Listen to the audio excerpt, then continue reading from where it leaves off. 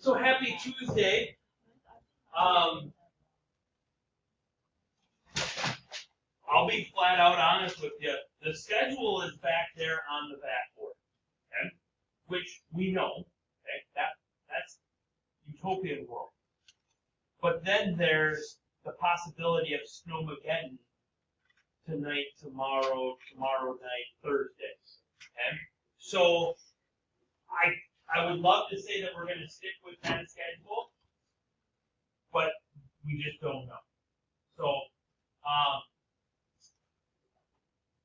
if it is virtual days at some point in time this week, which the probability of that is probably pretty good, just pay attention to your emails in the morning and send out an email. We adjust the plan. We have a contingency plan for Thursday, but the possibility also exists that it might be a Thursday and Friday, depending on which weather model you look at for this week. We could get a dusting, we could get 2 feet. Okay? I saw one where we're supposed to get 22 inches between now and Friday morning. So, yeah. So just so you know, there's 2 feet. Yeah. So just so you know, that's a possibility, which means Thursday, Friday, who knows? But we'll monitor, we'll adjust. Okay? So we're gonna get into today. We're gonna do some new trig identities. So if you have your identity sheet out, we'll go through. I'll show you which ones on there that we'll be going through. Tomorrow we'll have some more new identities. And then Friday, ideally, we're going to start law of sines. Okay? And then from law of sines, we'll go into law of cosines. It is kind of weird. I'm not going to lie. Every time that I start talking, you start talking. If you're whispering, it's no big deal. But then I got to get louder because I got to talk over you because I'm not going to stop just for you. Okay? All right? So we'll be going into that kind of stuff as we're going through. Now, on Tuesday of next week, a week from today, you're going to have a formative on today, tomorrow, and Thursday's stuff. Okay? And then you'll have another formative at some point in time on probably law of sines, probably law of cosines. And then looking forward to on Thursday of next week, that's career fair day. So that day's kind of be a screwed up schedule. I don't know when your particular class is going to be going through the field house, so you might have to watch a video that day from class. The following Tuesday, the 7th, is ACT day, and so we won't have class that day on that Tuesday. So just so you know about that. All right? 2 warm-up problems here for you. Please complete them at this time. You should only take about a minute to do those. First off, on the very first one, remember that this is x plus 5 times x plus 5, which makes it become x squared plus 5x plus 5x, so that's plus 10x plus 25.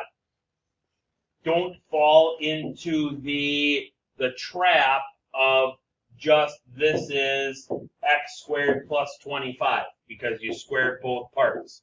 No, you gotta actually do the multiplication and make it work out. Okay? This becomes the square root of 25, which is then just 5. Can't just take the square root of 9 and the square root of 16 and then add 3 and 4 together and get 7. Doesn't work out. No? Reason that we talk about that, or that we had those 2 in particular as our warm-up problems, is because those 2 are in the Hall of Fame of algebraic blunders. Now, you don't have to write this down because I don't want you to write down this naughtiness, this bad maths that's going on. We just want you to be aware of it. So number 1 was that first warm-up problem, where typically 9 times out of 10, and I see this more and more often now, is that if we have the square of a binomial, we just square the first term, we square the second term, and we move on with our lives. We forget about that in those inside and those outside terms. Okay? So we do that. Or when we take a square root, because the mathematical basis behind number 2 is if you've got the square root of a fraction, then that is the square root of the top divided by the square root of the bottom. Yes, that works. That's legal. Okay? But that doesn't apply if we're adding and subtracting. So that's where the confusion starts and gets into. Okay? So we have those 3 algebraic blunders.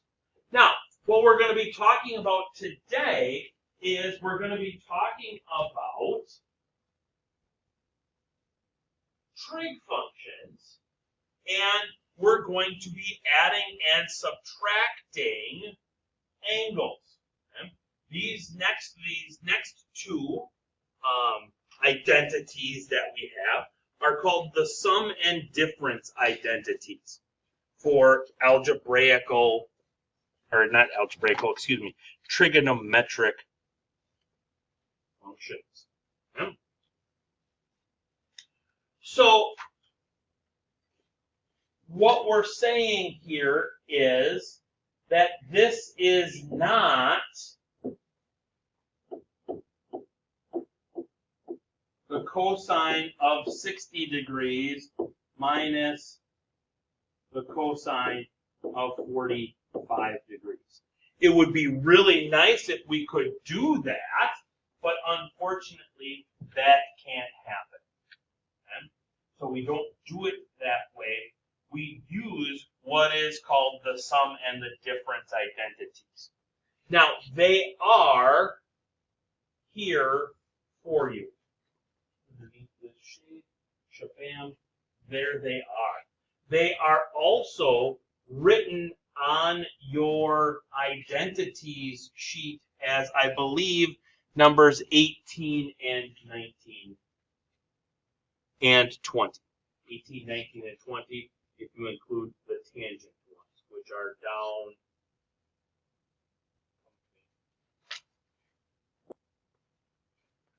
Which is there. So this is number 20. The way so the sine one here, these 2 are number 19, but they're written on your sheet as sine of u plus or minus v is equal to the sine of u cosine of v plus or minus cosine of u sine of v, is how it is written on the actual sheet. These 2 up here are number 18, and on your sheet it's written cosine of u plus or minus v is equal to cosine of u cosine of v minus plus sine of u sine of v. Meaning that if it's a cosine of, if it was an add, let me see if I can, let's do it here, let's do it this way. If it's plus on top, if you're adding in the cosine one, if you're adding the angles, you're subtracting the products.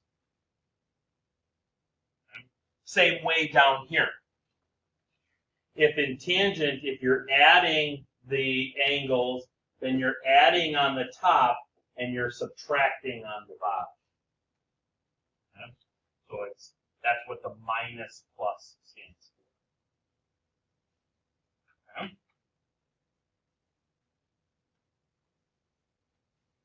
Now, the nice thing is that when you go to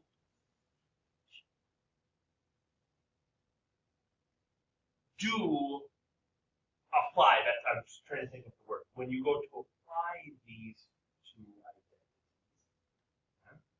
it doesn't matter what angles you choose. You'll get the same answer. There's infinite amount of angles to choose off the unit circle that can get us. We just have to be able to make that either sum or difference be 75 degrees. Okay? Now, the easiest ones are what? Well, give me either a sum or a difference of angles that gets me to 75 degrees.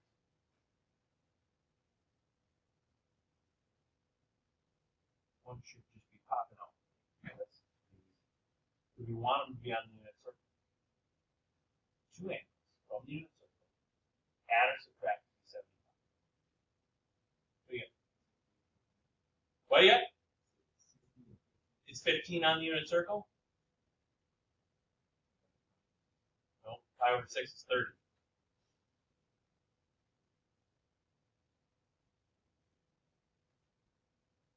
What do you got? 30 and 45. Okay? 30 and 45 are the easy ones, right? Okay? So we could make this be a cosine of 30 degrees plus 45 degrees. Yes? Okay? Give me another pair.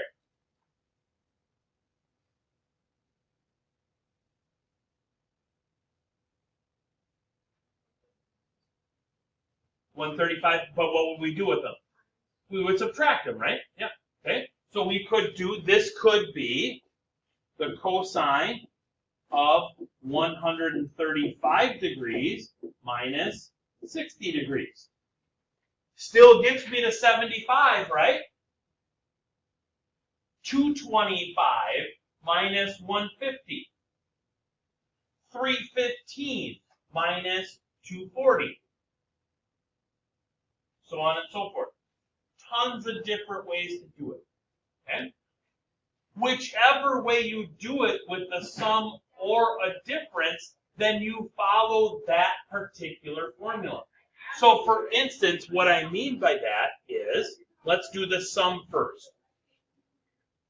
So in this one, we would have then, this would be the, since we're dealing with cosine, that is number 18.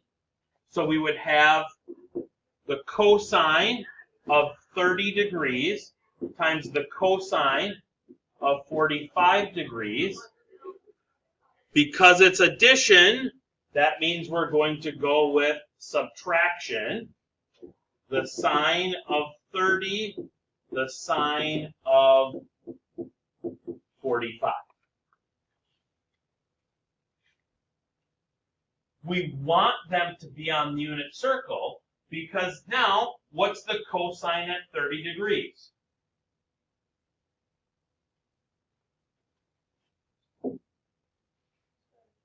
Square root of 3 over 2.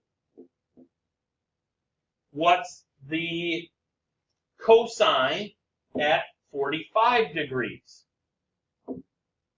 What do we got? Root 2 over 2.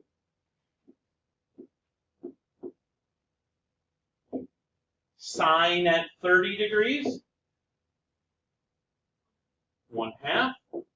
Sine at 45 degrees. Root 2 over 2. Okay?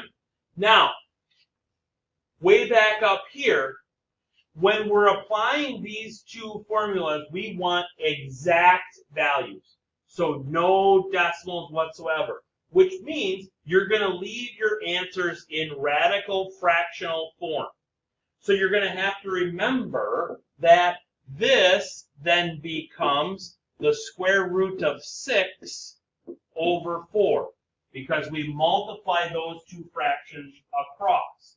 Square root of 3 times the square root of 2 is the square root of 6. 2 times 2 is 4. then this becomes minus the square root of 2 over 4. 1 times the square root of 2 is the square root of 2. 2 times 2 is 4. I can combine those because they are in common denominator mode already, and this would be the square root of 6 minus the square root of 2 all over 4. And that would be our exact no decimal answer.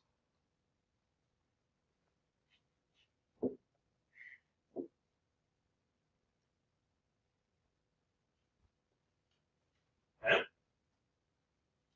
Now, out of funsies, because that's just how I roll, this one, this difference here now, that one would have been the cosine of 135 degrees times the cosine of 60 degrees.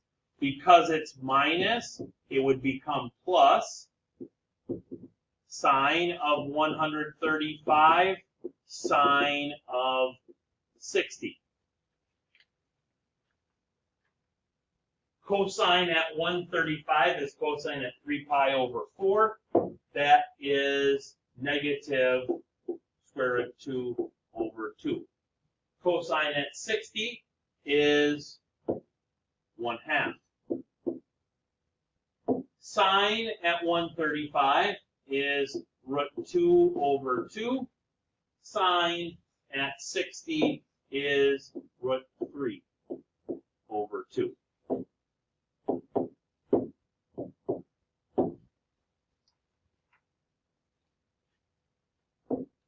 This then becomes negative square root of 2 over 4 plus square root of 6 over 4, which then that becomes negative square root of 2 plus the square root of 6 all over 4.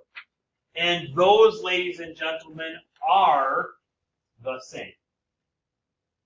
Okay? They are the same because we could rewrite this as that. We could put the positive square root of 6 first, then minus the square root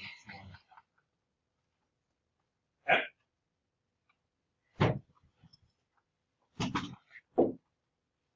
Let me get you set up, and then I want you to do this one. Okay? So, I need 2 unit circle angles that either add or subtract to give me 5 pi over 2. Or excuse me, 5 pi over 12.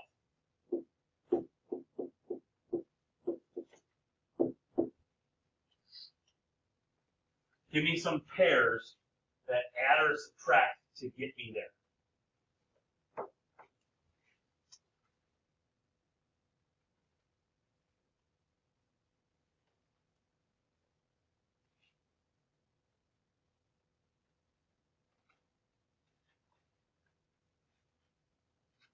Stumped? Because it's fractions? Okay. What adds together to be 5? 2 and 3, right? So we could go 2 pi over 12 plus 3 pi over 12, right? What's 2 pi over 12? Pi over 6. 3 pi over 12. Pi over 4. Are those both on the unit circle? Are those doable? Yeah, okay. Addition's not your favorite. What about subtraction? You mean 2 numbers that subtract to be 5. 6 and 1? Okay. 6 would be pi over 2, yes. But 1 would be pi over 12. Pi over 12 is not on the unit circle, so I don't want to go with that one. Give me another pair that subtract to be 12. Or excuse me, subtract to be 5. 8 minus 3. Okay? So we could go 8 pi over 12 minus 3 pi over 12. What is 8 pi over 12?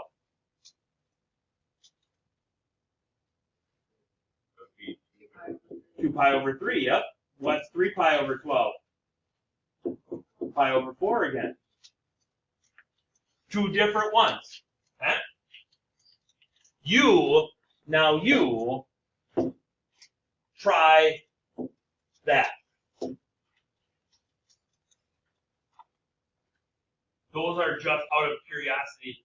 Are we choosing, pi over 6 plus pi over 4? Most people? Okay.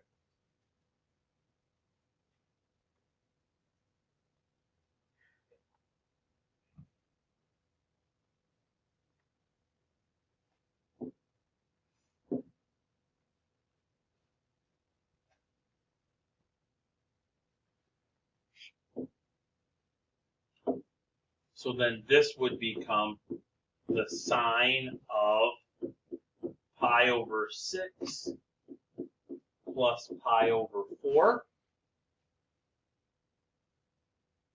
which, according then to my identities page, number 19, says that this is then the sine of pi over 6 cosine of pi over 4 plus cosine pi over 6 sine pi over 4.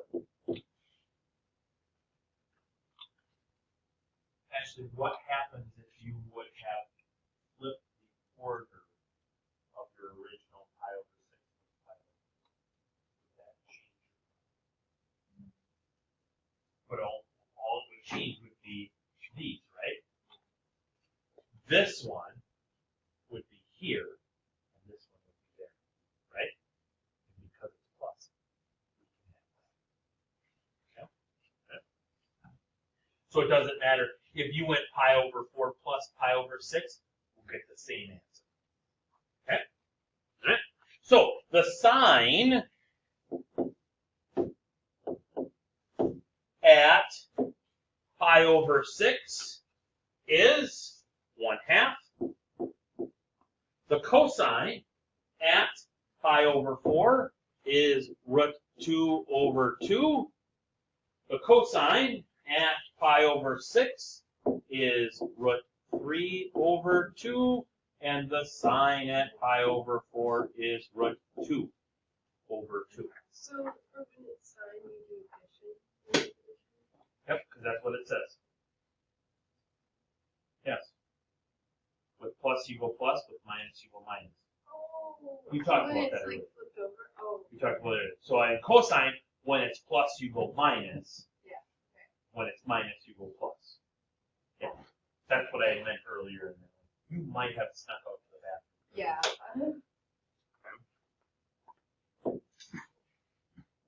So then this becomes the square root of 2 over 4 plus the square root of 6 over 2, which then is going to give me the square root of 2 plus the square root of 6 all over 4.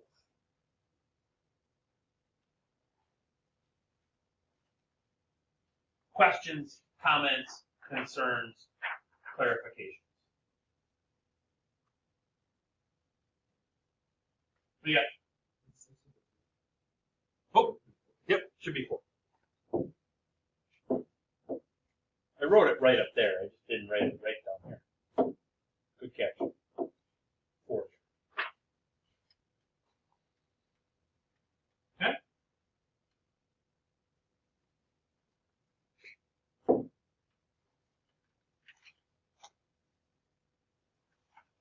I'm going to let you try that one. I'm not even going to help you figure out what 11 pi over 12 adds up to be, because I think you can handle that.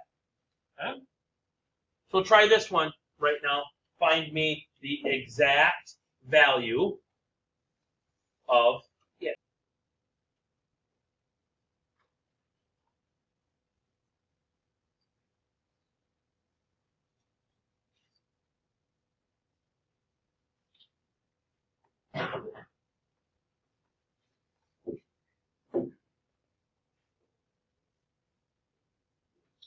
$11 pi over 12. What are we thinking for what adds together to be 11 pi over 12?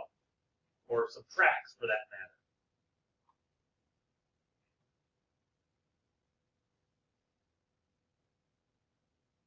What do you got? 8 and 3?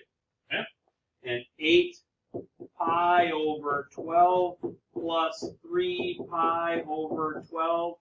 This one becomes 2 pi over 3 on the unit circle. This one becomes pi over 4 also on the unit circle. I would agree with 8 and 3. Okay? So then this is really going to be the tangent of 2 pi over 3 plus pi over 4. Which, according to my number 20, would be the tangent of 2 pi over 3 plus the tangent of pi over 4, all divided by 1 minus the tangent of 2 pi over 3 times the tangent of pi over 4. Okay? Now, sidebar action here. The tangent at pi over 4 is going to be square root of 2 over 2 divided by the square root of 2 over 2, which is just 1. The tangent at 2 pi over 3 is going to be the square root of 3 over 2 divided by 1/2. Keep change flip tells me that that is just, divided by negative 1/2 is negative square root of 3. Okay? So this would become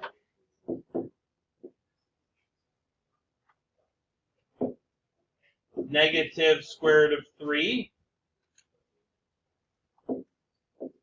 plus 1 all over 1 minus negative square root of 3 times 1.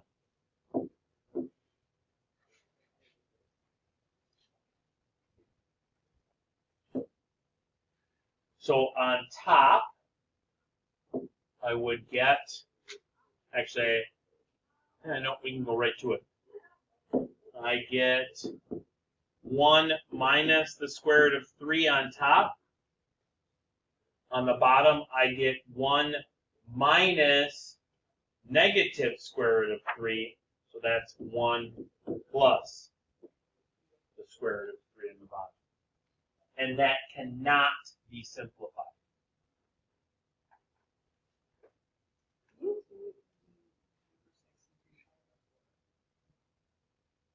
Pi over 6 and 3 pi over 4 will work this. You would get the same. Go back.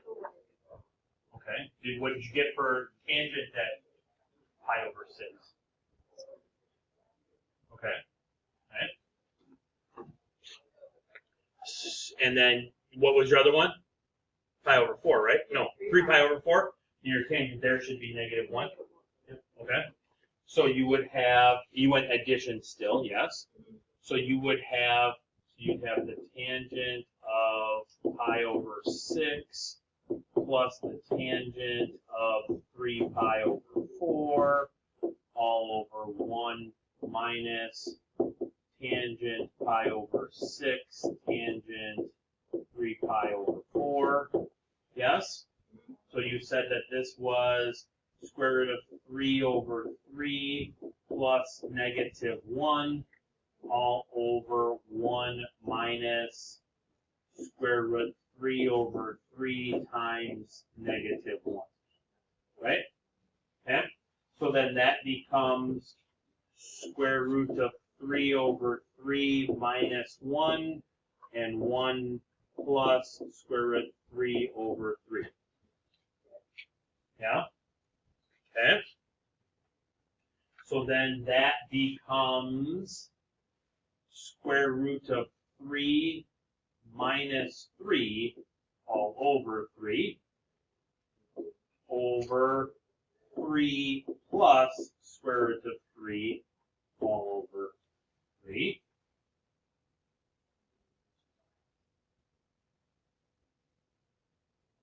Right?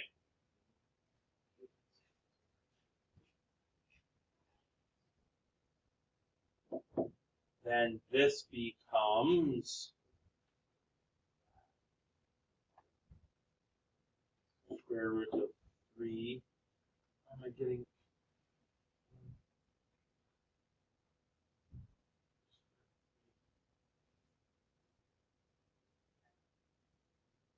Figure out where, yeah. Minus 3 all over 3, 3 plus square root of 3. That gives me the square root of 3 minus 3 all over 3 plus square root of 3.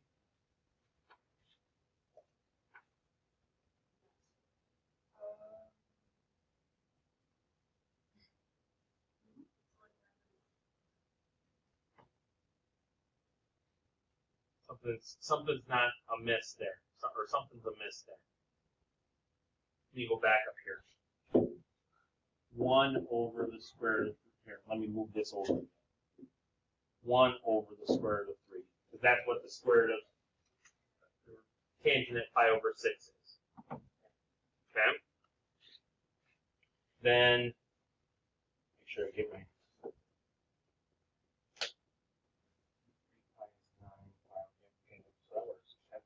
Then we're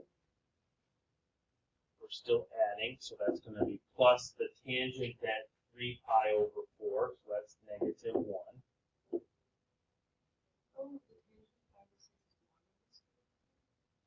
Yeah, which is the square root of 3 over 3. Same thing, square root of 3 over 3. Then 1 minus, so then this is going to be negative 1 over the square root of 3. Okay? So this is negative 1 plus 1 over the square root of 3. This is 1 plus 1 over the square root of 3.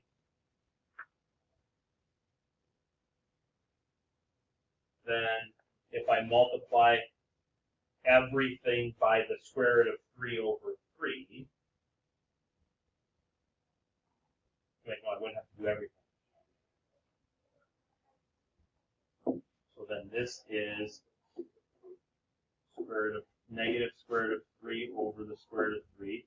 This is 1 over the square root of 3. This is square root of 3 over 3. This is 1 over the square root of 3. There. It's in, Raya, it's in the resource center. Take it, tell them I said it's okay to go take it now. So this is negative square root of 3 plus 1 all over the square root of 3. This is square root of 3 plus 1 all over the square root of 3. So then this becomes negative square root of 3 plus 1 all over square root of 3 plus 1, which is the same as this. Mm-hmm. So it's doable. You just gotta have it. You gotta go a little farther. Okay. Now we can work our way backwards too. Okay. So looking at this first one, cosine of 42, cosine of 12, sine of 42, sine of 12.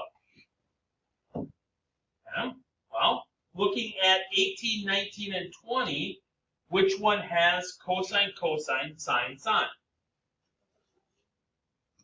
Number 18, right? Okay. So number 18 would be the one that we would apply here. If I apply that, that's going to be the cosine of what? 42 minus 12, right? Because the sign in the middle is opposite the sign in the middle. So this would be 42 degrees minus 12 degrees. Which is what? Cosine of 30 degrees, right? Well, what is the cosine of 30 degrees?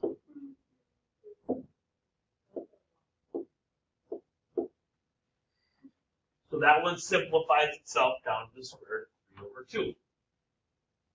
Try those two. Simplify those as far as you can simplify them.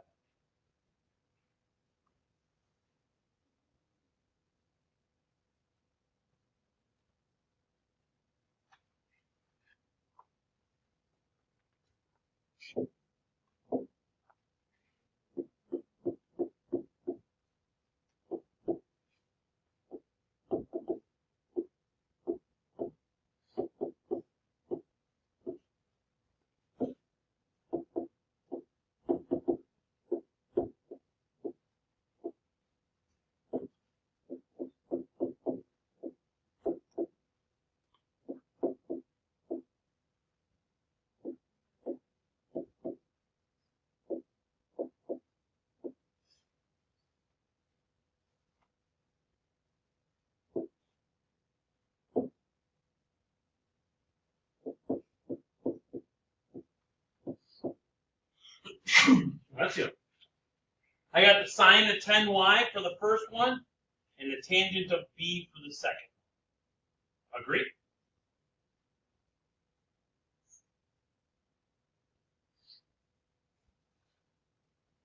Okay?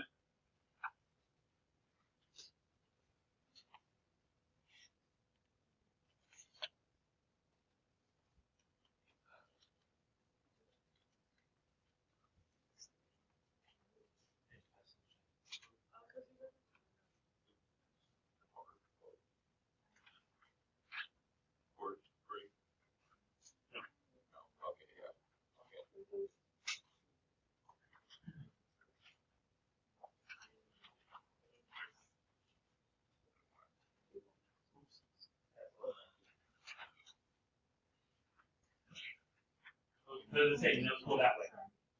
My fault. There wasn't somebody here, but actually who was there to hand it back.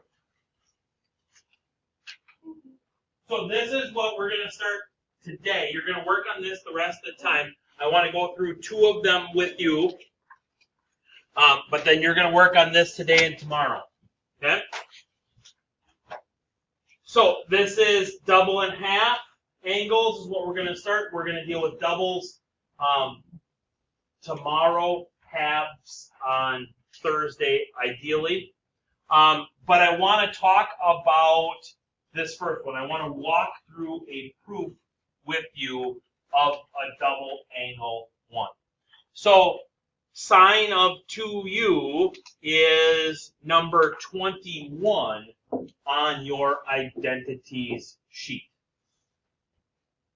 Okay? So the proof of the double angle formula for sine would be the fact that the sine of 2u is the sine of u, or excuse me, the sine of u plus u. With me? Now I can apply number 19 on my identity sheet. And I can say that the sine of u plus u is going to be the sine of u cosine of u plus cosine of u sine of u.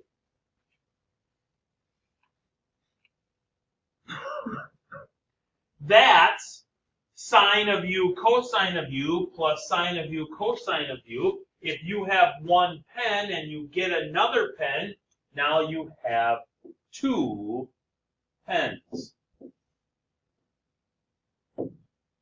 So this is 2 sine of u cosine of u, or 2 cosine of u sine of u. which is number 21 on your sheet. Okay? Your job is to go through following those same steps and prove the 3 cosines and the 1 tangent.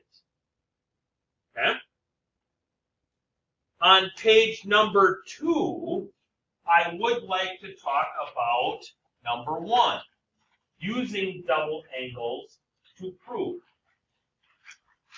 So now, knowing the fact that we have identity number 21 proven, I can change sine of 2x to be sine of, 2 sine of x cosine of x equals sine of x. Actually, let me color code that a little bit better.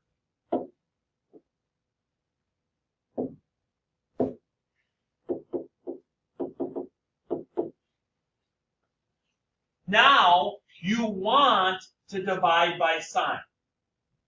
But in solving, what's the only thing that we can do? And then what? Factor. We can only factor. We can't divide. We can only factor. So we have to make this be 0 first.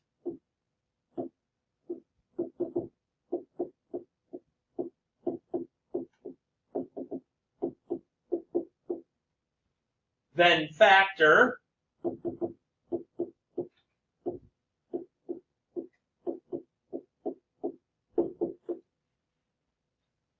Now that it's factored, what can we do? Set each factor equal to 0.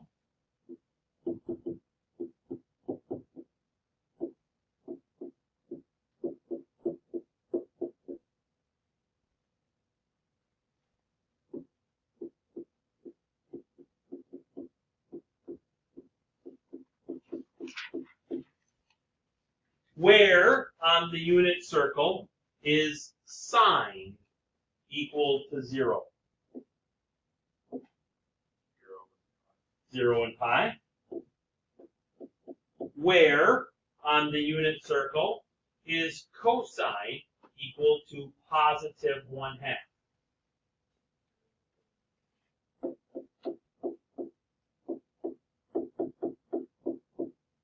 So the answers here would be 0, pi over 3, pi, and 5 pi over 3.